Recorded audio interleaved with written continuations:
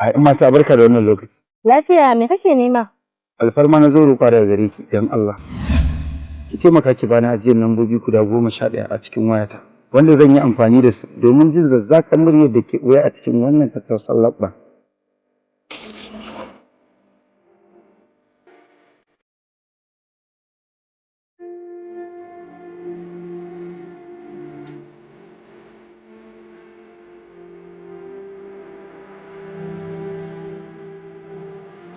Ba na kula wanda bai sani ba ka tafi kawai.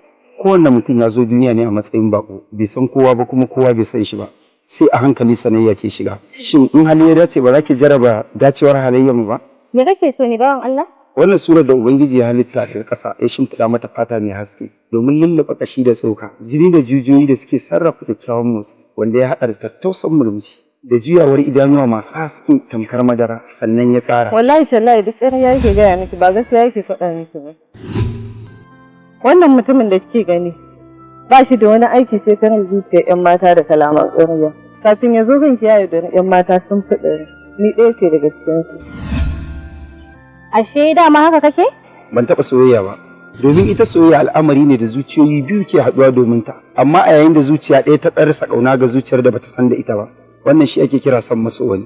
Ƙarya yake yi duk soyayyar da muka yi da kai? Duk soyayyar da kika yi min yaudara kanki kika yi, domin ni da zuciyata mallakin ta ne. Kin ga kina son maso wani kenan.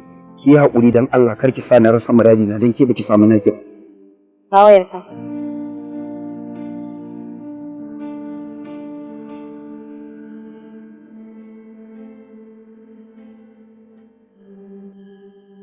Ina roƙon Allah ya jarabce ka da san abin da ba za ka samu ba kamar yadda ka yi min.